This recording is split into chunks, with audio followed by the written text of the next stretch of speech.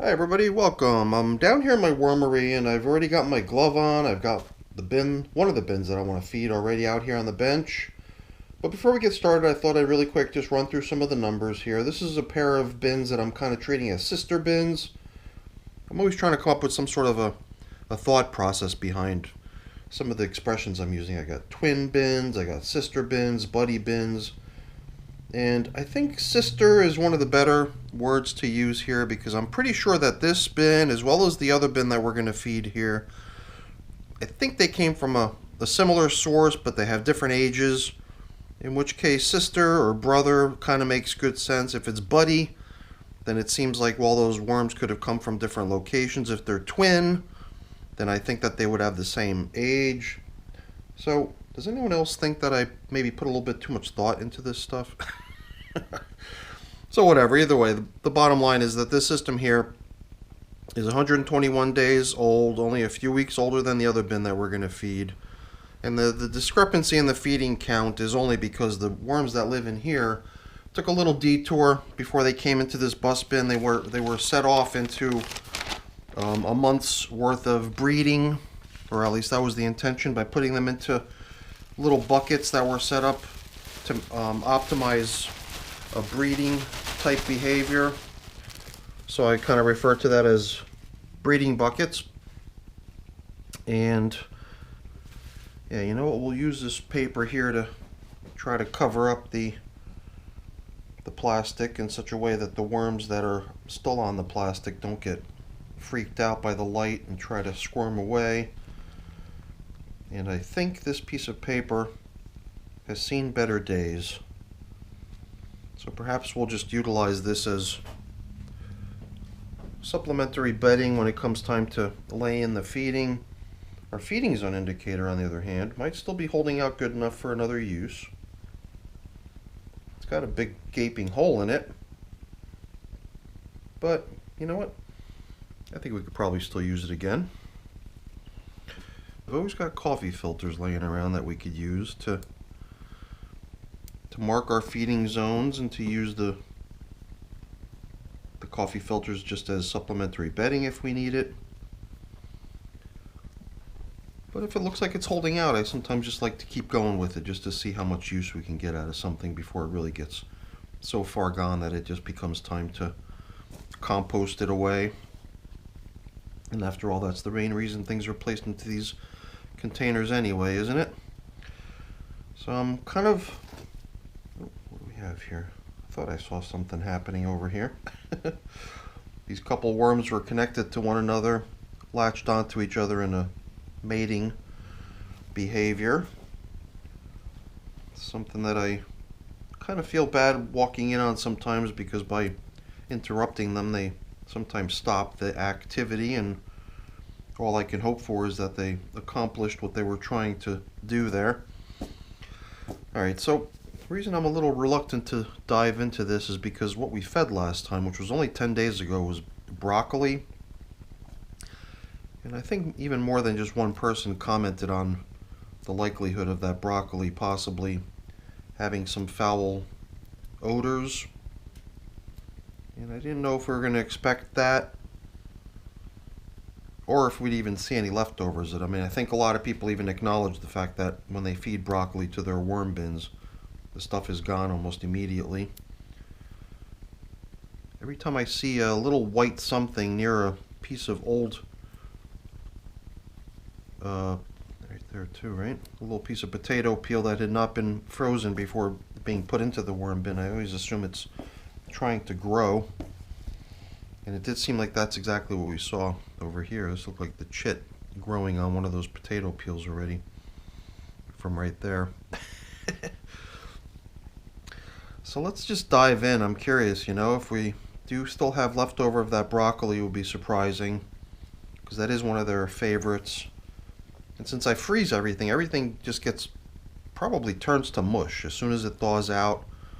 It probably just becomes fair game for the worms to start chewing on right away. And that's not the case with everything, because some stuff like this right here, the stem of a pumpkin, I don't bother freezing those because I don't think it would make a difference.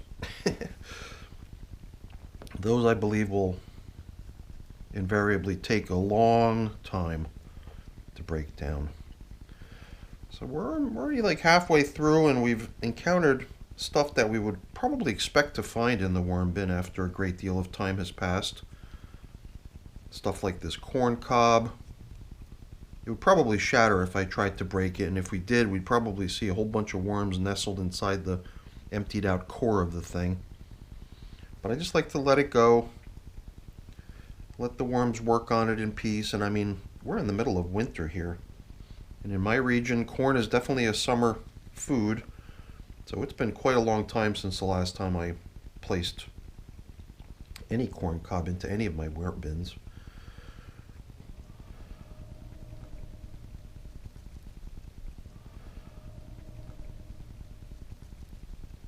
Pumpkin stem. It's really a popular spot for the worms to hang out on. Some of them even look like they're kind of getting into little openings that have developed within the material. And I even see a cocoon right there, right on that. A couple of them actually. I wonder if that could have something to do with it. Perhaps it's a slightly more coarse material than the neighboring materials, and it enables the worms to just kind of shake free of the cocoon that's developing on their body. I'm not 100% sure how that really plays out, but I think a little bit of friction, a little bit of movement plays into the cocoon detaching from the worm's body. So maybe that's got something to do with it. Oh, here we go. Another piece of leftover. Perhaps not quite as old as the pumpkin stem and the corn cob. And definitely making good progress. It's the peel of a banana, where the stem is still holding out quite nicely, but the peel itself is paper thin, covered in worms, all working it down. At some point, I think it'll be only the stem that we'll find as leftovers of that. And I guess we've had a chance to look at almost everything that was placed in here, and none of it really strikes me as being part of what they got last time. I think besides the broccoli, we had put in some cabbage. And anything else that we're seeing here, stuff like these pieces of potato peel, pieces of the corn cob, the chunks of pumpkin stem, all fairly old things, which will eventually all break down at their own particular pace. And a lot of it I just like to let it go at its own pace instead of trying to crush it or break it or help it in the breakdown process. So now the feeding that I've got for them today is stuff that was frozen, stuff that my mom had in her freezer for me to bring home. And when I brought it home, it sat on the counter here at home for a little while, long enough for it to all sort of thaw out and soften up. And then I put it into the freezer here last night. And I think as a result of that, all that stuff had sort of thawed and became a little mushy and then froze again in my freezer. So a lot of it is just a solid hunk of ice. I tried to break it into a few chunks, and I've got my little pocket knife that we can further break this stuff with. So I think before we plop in the food, though, I'd like to include a little bit of supplementary bedding. You know, what we could do, though, is we can grab all this kind of large chunk leafy stuff that I scraped off the top surface when we began, and place all this stuff down into the feeding area where it probably has a far greater chance at getting broken down than if it's just sitting out on the surface. And oh yeah, I've also got some nuts, and I tried to divvy it up evenly so that we've got some cashews and some almonds, a little bit of each in both of these lids. And I want to give each of the two bins that we're feeding today a little portion of that as well. So I think it's time to start into the feeding of this system. And before I forget, I'm going to reuse this piece of top covering. And what I could do is I can go ahead and just grab another piece of newspaper from my little supply over here, and we'll give them a nice replacement top covering. And this piece will just go in as bedding beneath the foods that we're putting in here. Let me also grab just a handful of this fresh bedding too. We're going to place it right in between the old seasoned top covering paper and the fresh foods. I think it's going to be gobbled up pretty quickly by being right there in the middle. Now I tried to break this one banana peel up into enough pieces to share. Oh yeah, and this is, I guess this is going to go in here too. This is just the peels off of some almonds. So this stuff I don't think is going to last very long. That collection of almonds and cashews that I've got over here, those I'd like to just sprinkle out on the surface right beneath the feeding zone indicator, and then we'll be able to see it as soon as we come back in here next time to see how the worms did with it. And let's see, so yeah, you know, let's see what we could do about getting this food divvied up evenly and maybe even broken up a little. Oh, there we go. Stuff's been sitting out here at room temperature for a little while now, so it might not be as frozen as when I took it out of the freezer earlier. So it does seem like I'm able to break it up a little bit now. We'll be able to catch a little glimpse of what some of it's made up of. This chunk looks a lot like what we just divvied out, but this looks like it's got a variety of different stuff in it. But let's put only about half of it into this system and save the rest for the other system so we're fair. Because then I think what's left here is about half, and this half right here will be given to these worms. So in addition to this stuff, which might be parsley, I think maybe, I see some red stuff over here which I don't know what it is. It's just frozen and thawed and frozen again, so that it's become such mush that I can't really tell what it is. I don't know, perhaps when we break apart that frozen chunk of it from the rest of it that's going to be put into the other bin, maybe we'll have a better chance at identifying it. And we could put on all this old stuff too. So let's return these large pieces of pumpkin stem kind of into the middle, where we know that we're going to encounter it easily the next time we come back in here. And the rest of these old bits can go in as well. And all these little pieces of potato peel that I was breaking up along the way too. Okay, so I think, let's see, I've got my worm chow here. We can sprinkle in a little bit of that. And what else do I have? Not a whole lot of anything else. We can even give them a little piece of this napkin that I have bought down the pieces of almond skin in. And then I think we can start covering up. I'm also going to have to go find myself a top covering piece of newspaper. And I see a cocoon right there. It's kind of cool when you start just spotting cocoons randomly, and they're all over the place. There's another one right there, a slightly darker looking one. Actually a very dark looking one. Here's another one, pretty large in size but much lighter in color compared to the one I was just checking out a moment ago. So that's kind of neat to see. Kind of neat to see the worms breeding and multiplying.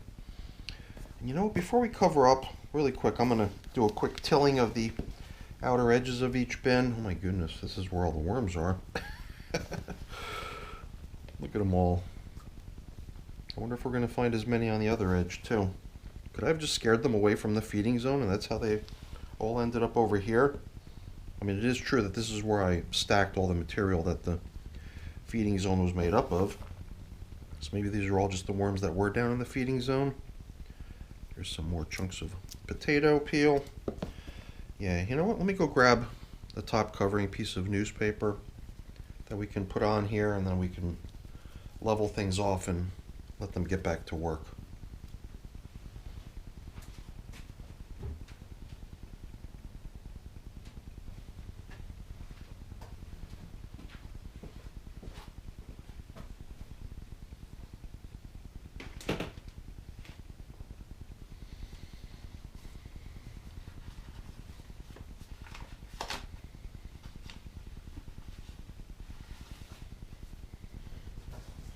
really quick on this side too. Let's just take a peek. Somehow I sense we might not see quite as many worms. Yeah, this bin definitely has a good sized population living in it. Perhaps by going into those breeder bins for a little while, for 28 days before getting placed in here, perhaps there was a little something going on. Because it is always nice to see how many worms occupy this system here. So here and there I just find little chunks of stuff that I really like to kind of break apart instead of leaving it clumped together, although it does feel pretty loose. It doesn't seem like it's really kind of a tough, hard clump of stuff or overly damp, but still it just kind of turns into force of habit after a while to want to try to break stuff up like that. Okay, I wonder how long these pieces of potato peel that I find everywhere are going to take. That's why I just can't seem to resist breaking them up when I encounter them, because there's just so many of them. Oh brother, look at the size of this one. I'm surprised it hasn't sprouted. Yeah, there it is. It's starting to sprout right there. Yeah, I should really focus on trying to break this stuff up every time I encounter it. Maybe more importantly, I should freeze the potato peel before I place it in here, so that usually prevents it from trying to sprout. Okay, the feeding zone indicator was still pretty good, so we decided we would stick with it. But I'd like to just spread out these almonds and cashews. And there was one other kind of larger nut, of which there was only one, so I chopped it in half. Again, in the spirit of being fair. So I guess we'll see what becomes of these whole cashews and almonds and whatever that last piece of nut was. Just figured if we've got it right there on the top, right above the feeding zone, right beneath the plastic, perhaps it'll get a little bit of action. I don't even know what to expect from that, but I'll be curious to see what becomes of it. As far as the broccoli and cabbage goes from the last feeding, I saw not a sign of it. So it does seem like 10 days was a good interval to return to this system, to give them a little bit more food, keep these little guys busy, and at the same time keep on... Oh, almost forgot. I stepped aside to tear a piece of newspaper in half and try to fold it over a little bit to make it a suitable size to be placed in here as a additional top covering. So let's not forget to get that in here too. And then we could get everything back over to the shelf. Oh yeah, another piece of paper. But this one's really just here for shade and darkness. All right, onward.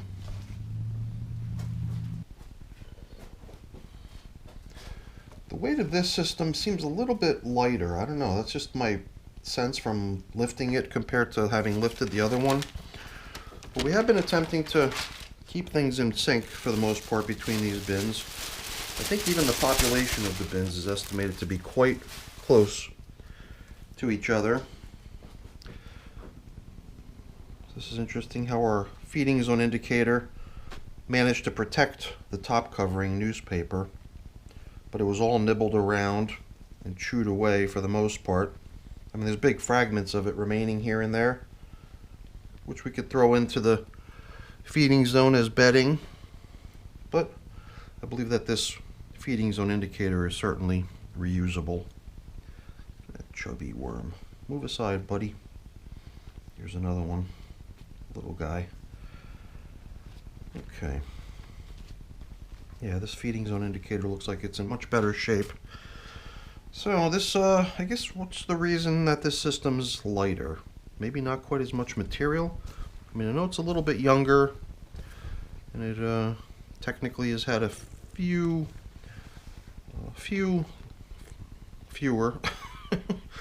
somewhat fewer feedings.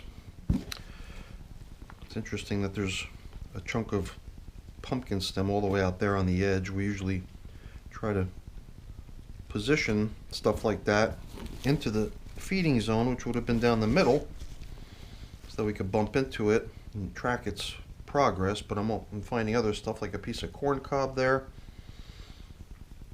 and I guess naturally pieces of potato peel everywhere. that I feel like I should break apart. But let's see, how does the rest of this side over here look? Good number of worms hanging out, a good number of potato peels. So yeah, things look pretty good out on that edge. Lots of large chunk types of bedding here, just pieces of paper torn up by hand, not like the stuff that comes out of my shredder. So we've got a variety of different types of bedding in use here. You know, at 97 days of age, this thing's already over 3 months old. So not too surprising that we're still seeing signs of it. 3 months, I don't know. Should you expect to see chunks of paper like that after 3 months? I guess you would expect it if it was kind of crumbled up like this piece here was. That's another thing I like to do, is just try to make sure stuff isn't just in a big bunched up ball where it's got no chance to break down. If it's torn up and spread about, it seems to have a much better chance of getting consumed by the worms. I don't know. So far, the two outer edges of this bin haven't seemed to be overly populated. Here's a stem of a banana. Only the stem. And the worms are definitely working it down. Okay. So here we sort of reversed the order. We sort of took a peek on the outer edges of the bin, gave it all a little bit of an aeration and inspection. We even found a few pieces of leftover this and that in the outskirts of the system, but the real feeding zone is down the middle, as the feeding zone indicator showed us. So that's likely where we're going to find a few more leftovers of stuff. So here, some sort of a kind of a conical shaped object, which I'm having trouble identifying in terms of what it is exactly. Some sort of a vegetable matter. I do remember some sort of vegetable matter making it into my bins, also not frozen, kind of like the potato peel, and it just seemed like it was taking forever to get to that stage where it finally shows signs of breakdown. I wonder if that might have been a chunk of that stuff. And right into the feeding zone. More potato peel, which I just can't seem to resist breaking apart when I see it. And I doubt that we're going to see any cabbage or broccoli. What's this stuff? These look like the leaves of strawberries. Most of the strawberry will go pretty fast, but the leaves, if there's any leaves on it, will usually stick around a while. But they'll go as well. So let's open up the hole for today's feeding. Here's some more pumpkin stem. I wonder if this is that piece that had been broken into 3 pieces and we were trying to keep those 3 pieces near each other. It might be. Another piece of corn cob. And this thing here, man, look at that. It's almost see-through.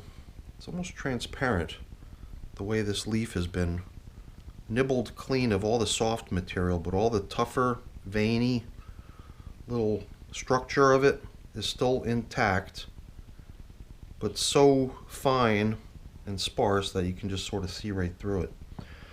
So whatever, I think that we've got 2 pieces of the pumpkin stem, possibly a 3rd piece we'll bump into later or not. It might have already become separated from the broken up pumpkin stem at some point in the past. I think we had trouble locating it previously already, but I'm pretty sure that these 2 pieces belong together. And they're even kind of oriented in the way they were before they broke apart into 2 separate pieces. Well, you can see worms really working this stuff down. Interesting. Interesting how they really like this stuff.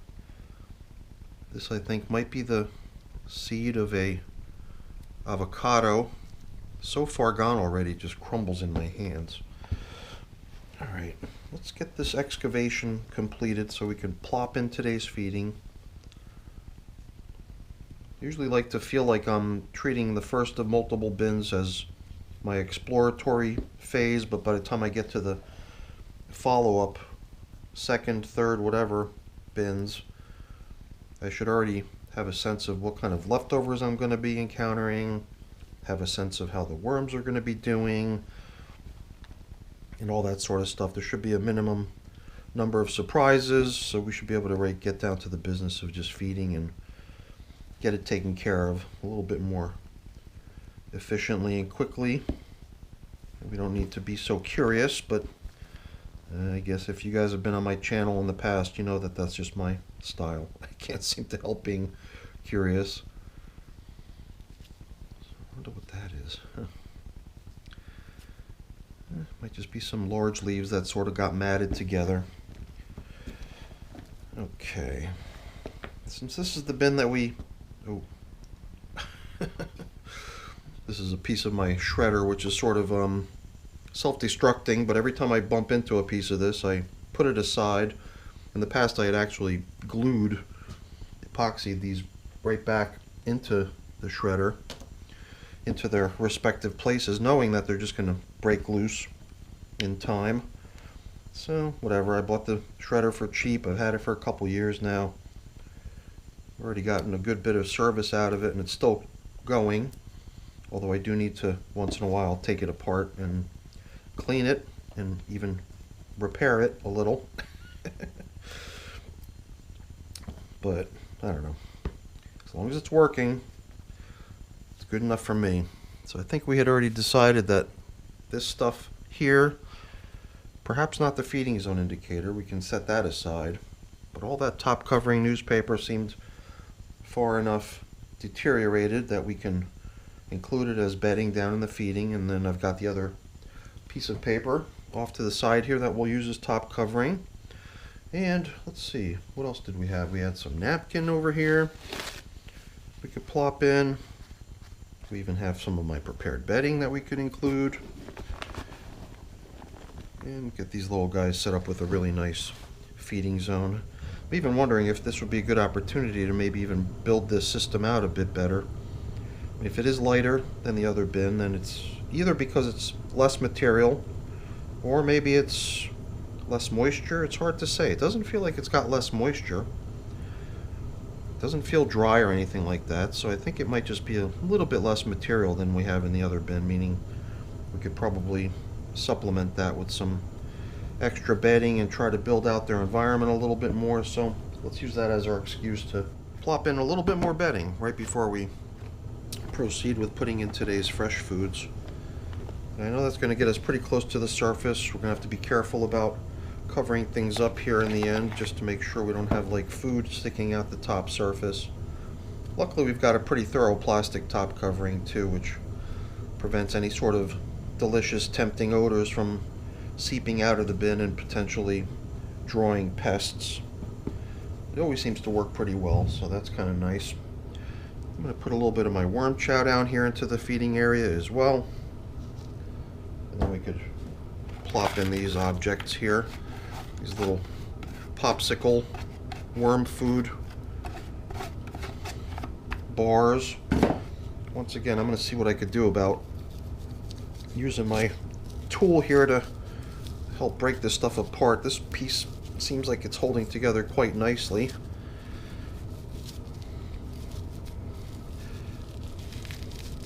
That's why I just want to see what I could do about dislodging some of it from itself. I'm still curious to see what this red stuff is.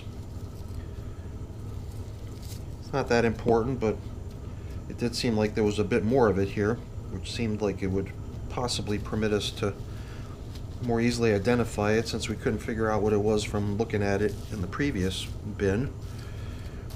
Nice feeding. Almost seems like we give these guys a little bit more than the last bin got, but I could be mistaken. We definitely gave them more bedding. Might have even given them more food. I don't know whether this bin is the more heavily populated of the two or not. I don't know. Might not be. But I'm not really going to split hairs like that. I think we're at that point where we can get things covered up and give them that last little tiny bit of food that we wanted to place out on the top surface. Those almonds and cashews. I think that those almonds and cashews might actually end up being the reason that I'm going to be wanting to probably come back in here in another 10 days or so and not wait too long between the next feeding and now. just to see how those are coming along in case that they are popular. Maybe we can catch them before they get completely consumed. See how they're, you know, either drawing a crowd or maybe not. So let's see here. Right down the middle, right above where the last feeding was applied, that's where we're going to be putting this stuff. Very similar to what the other bin got. There's that oddball nut, whatever that was, and the rest. And that's actually the end of it, as far as a pretty good collection of mixed nuts that I got from a buddy of mine who had forgotten about this stuff. He just left it out on his boat, and at some point when we were out there on his boat sailing, we stumbled on that stuff, and he didn't feel confident in consuming it, not knowing how old it was anymore. So he made a nice little contribution to the worm farm effort here and gave this stuff to me. And over time I've always used it as just an ingredient in my worm chows. And more recently I decided I didn't want to use it that way anymore, because it always made my worm chow very sticky and clumpy. And like this batch right here, for example, does not include any of the nuts like some of my previous batches did. So it really makes this stuff a lot more loose and flowing, which is kind of the way I like the worm chow to be. And I think we're done. Hope we're done. Hopefully I didn't forget anything. I think we got it all. So, plastic covering, shade cover, and that's that. Alright everyone, that's it for today's check-in with the worms. European nightcrawler is doing nicely in these 2 boxes, I gotta say. No signs of the broccoli, but I'll be definitely curious to see what happens with those nuts. So maybe we'll be back here in another 7 or 10 days to see how that's doing.